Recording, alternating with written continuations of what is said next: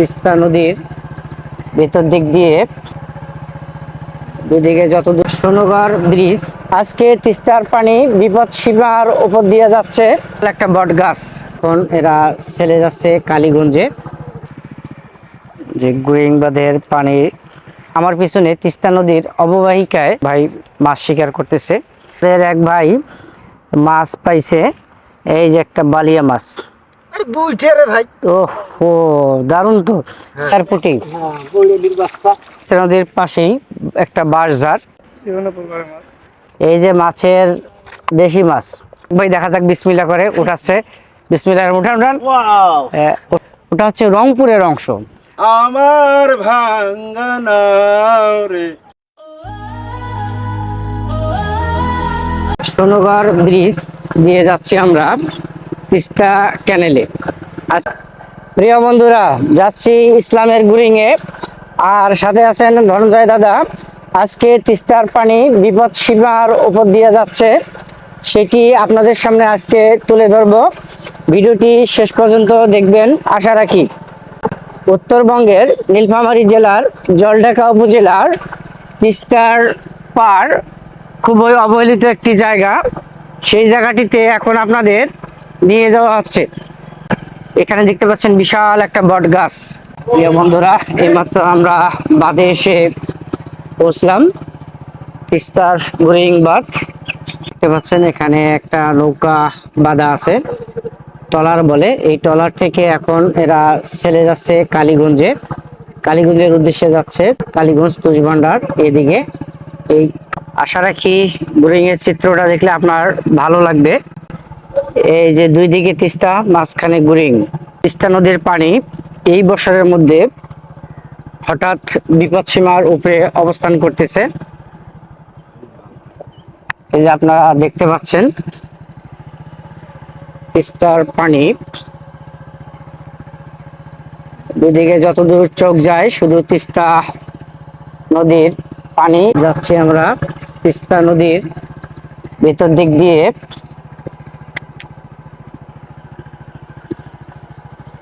পানি চারদিকে অনেক বিপদসীমার উপরে। এই মুহূর্তে পানির অবস্থান আপনারা দেখতে পাচ্ছেন। এই যে দেখতে পাচ্ছেন পানির ঢেউ।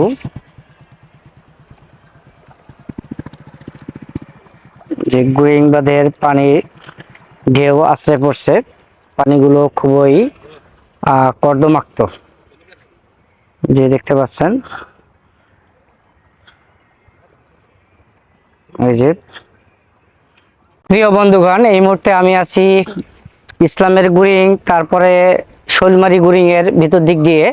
আপনারা দেখতে পাচ্ছেন আমার পিছনে তিস্তা নদীর অববাহিকায় হঠাৎ পানি বেড়ে গেছে, যতদূর চোখ যায় শুধু পানি আর পানি। হঠাৎ করে গতকালকের নিউজে তিস্তা নদীর পানি বিপদ সীমার অনেক উপর দিক দিয়ে প্রবাহিত হচ্ছে। এখানে প্লাবিত হয়ে যাচ্ছে কৃষি ক্ষেত খামার থেকে শুরু করে শস্য ভাণ্ডার। কৃষকের জীবনযাপন এখন প্রায় অনেকটা বিতৃষ্ণার মধ্যে দিন পার করছে কৃষকরা। কেননা এই তিস্তার অববাহিকায়, তিস্তার পাশের জমিতে অনেকে ধান, পাট, গম, আখ, ভুট্টা অনেক কিছু এখানে ফসল ফলিয়ে থাকে। আপনারা দেখতে পাচ্ছেন ওই যে দূরে, এটা কিন্তু একটা পাট ক্ষেত। তারপর হচ্ছে ইরি ধান লাগিয়েছিল অনেকে, কিন্তু হঠাৎ আগাম বর্ষায় বা বিশেষ করে ইন্ডিয়া থেকে বাঁধ ছেড়ে দিয়ে এই যে বাংলাদেশের পানিতে প্লাবিত হয়ে যাচ্ছে তিস্তা এলাকা। এই এলাকাটা আপনারা দেখতে পাচ্ছেন, যেটা অনেক পানিতে ভরপুর। যারা তিস্তা নদীর অববাহিকায় বসবাস করেন তাদের জীবনযাপন, তাদের নিত্য নতুন প্রতিদিনেই আশার সঞ্চার তাদের বুক বাঁধে, কিন্তু সে আশা ভেঙে নিয়ে যায় তিস্তার হঠাৎ করাল গ্রাসে। এক ভাই মাছ শিকার করতেছে, দেখা যাক মাছ পাইছে কিনা।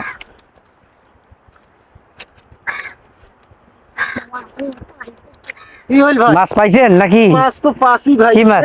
বালিয়া মাছ।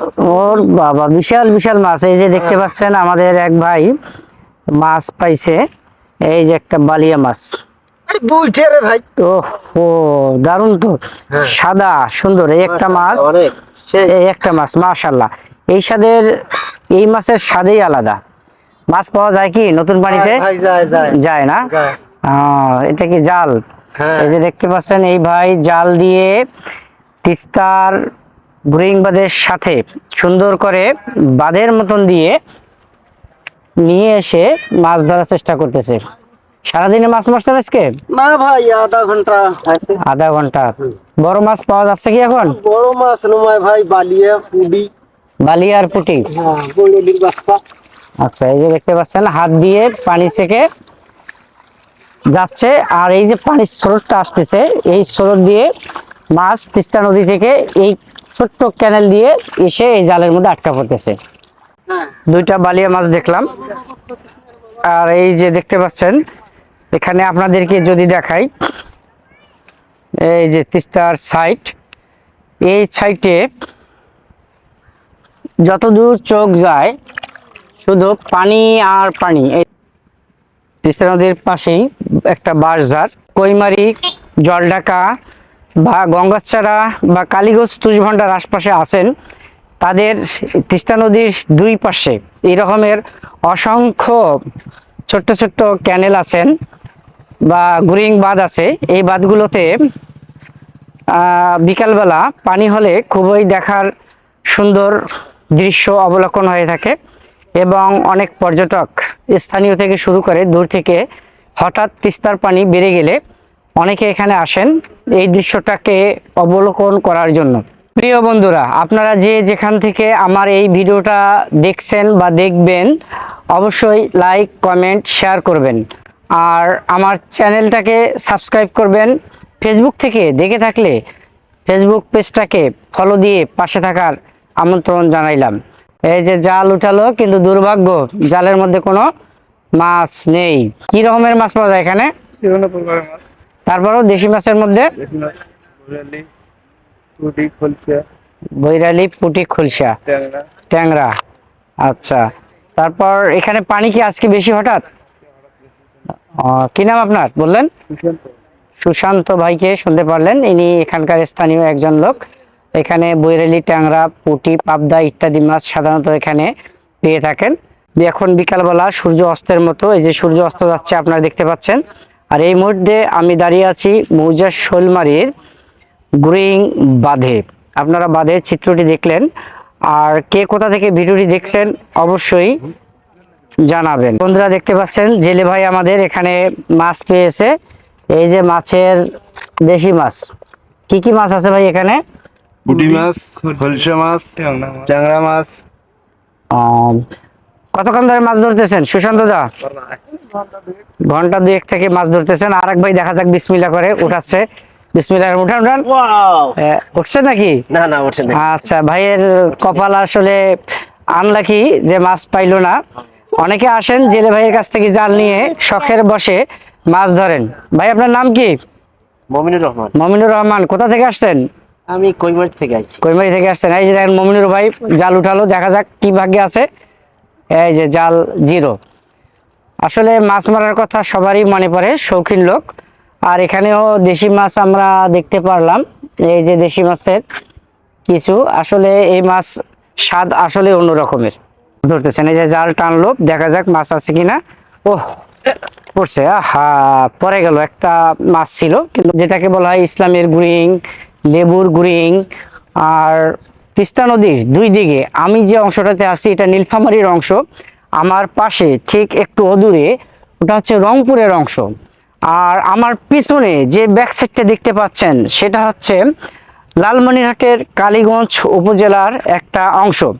এই বাঁধে আপনারা আসলে বিকালবেলা আপনাদের মন ভালো হয়ে যাবে। আমাদেরকে একটা গান শোনান না। মাঝি বইয়া যাও রে ও কুল দরিয়ার মাঝে, আমার ভাঙ্গনা রে ভাইয়া যাও রে। প্র্যাকটিস থাকতে হয় প্রতিটা বিষয়ে রে, হয়তো যা শোনাইছে এটাই যথেষ্ট। তা প্রিয় বন্ধুগণ, আজকে আপনাদের মাঝ থেকে বিদায় নিচ্ছি। আমি ইউনুস আমিন। দেখা হবে পরবর্তী নতুন কোনো ব্লগ ভিডিওতে। আজকে এই পর্যন্তই। ইউটিউব চ্যানেল থেকে দেখে থাকলে চ্যানেলটিকে সাবস্ক্রাইব করে পাশে থাকবেন, আর ফেসবুক পেজ থেকে দেখে থাকলে অবশ্যই পেজটাকে ফলো দিয়ে একটা কমেন্ট জানাবেন।